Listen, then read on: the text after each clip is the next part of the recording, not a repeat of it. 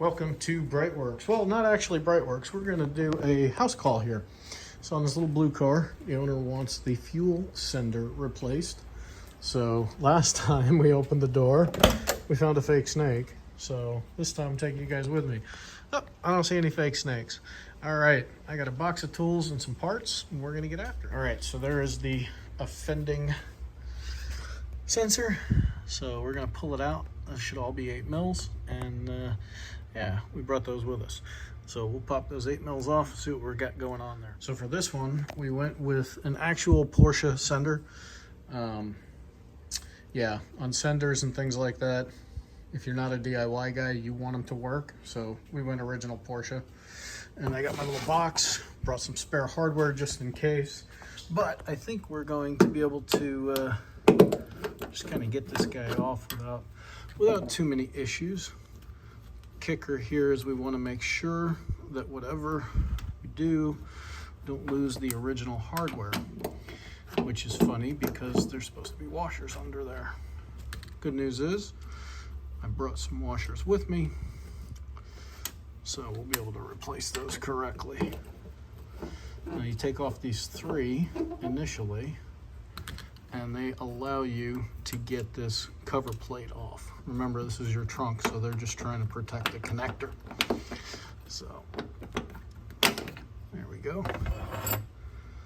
And take off our connector, take a look in there. Everything looks perfectly fine. This was made in 1979. So never before has this been changed. Good news is, brought a paper towel, so we'll clean around the outside so we don't drop any junk into the tank. All right, so for this next step, I'm gonna use 2 hands. I'll get you guys back when it gets interesting. All right, with a little bit of fighting, she came free. What's interesting to me is this one has the rubber gasket on it, right? Usually Porsche put a cork gasket. So we've got a new gasket for it, but right now what we're just doing is we're letting the sender drain, because if you pull it all the way out, it'll start squirting fuel. So we're just letting the sender drain, and then we'll pop it out, pull that seal off of there, clean that up, put in our new product, which is right here. And oops. So this is a Porsche version, still made by VDO. Don't forget to take the pin out. Achtung.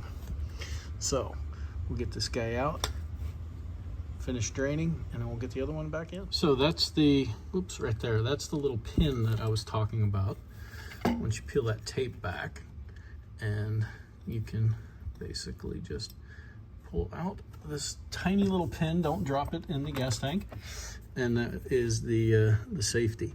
And then the other thing I did, these only go in one way. So you can see there I marked it with a green marker. And what that does is that lines up on the seal. There's a little notch. And that way the holes are the right orientation. So we're gonna go put this guy in. So I actually did find 2 wavy washers on the parts that were not held down by that cover. But what you wanna do is you wanna just check, okay, so there's the orientation of my connector. Then that's how that guy will fit on. So I know I need to do these 2 nuts first. So those 2 nuts will be done first. That way we can tighten that guy up without any stress on the cable. So these guys will require a couple of different rotations around to get them really tight, but you're talking, remember, these studs are welded to the gas tank, so you certainly don't want to break them, but you've got a new rubber gasket there that needs to sit down. So we got her good and tight at this point.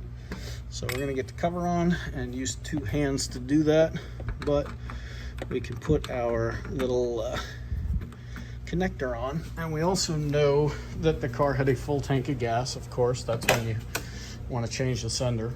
Sarcasm, guys. You don't want a full tank of gas, but that's what it had. So we can see that the sender is working accurately. So So before we put it all back together, you just want to double check, make sure everything works, and we'll show you the finished product. And there we have it. That's all she wrote. So we used the 8mm ratchet to break everything free, 8mm ball driver to make it all easy, and this flathead screwdriver, my multi-tool that I take on outings with me. One other thing to note, if you're doing this yourself, the original gasket's going to come off in pieces, and you want to make sure you get all of those pieces on the outside of the fuel tank, because if something gets down there and gets stuck in the pickup, that would be a bad day. So thanks for watching. Have a fantastic day. Check us out at BreitWerks.com. If you like these kind of videos, hit subscribe.